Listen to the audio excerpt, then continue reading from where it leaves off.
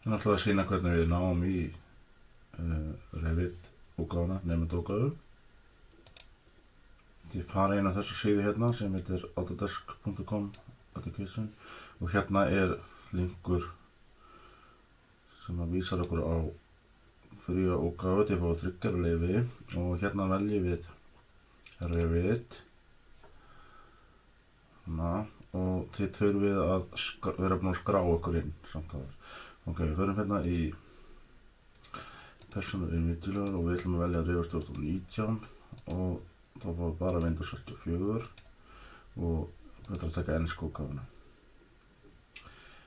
Og þarna farið í, það er náttúrulega að velja hérna svona Download Now. Það er betra að velja það heldur en Install Now, því það annars getur lent í vandræðum ef að netið eitthvað að högta. Notið Download. Og þið fáið senda á í pósti til ykkar þegar þið eru búin að skrá okkur inn. Þið fáið serianúmer og svo fáið þið activation nummer sem að gefur ykkur leyfi á þetta í 3 ár.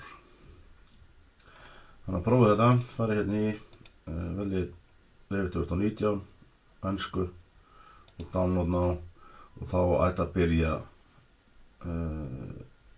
opna þetta hérna. Svona. Fá Download Manager. Þannig að fylgja þessu og þið fáið leiðbeiningar og þið fáið síðan númerið sent í póstinum ykkar. Takk.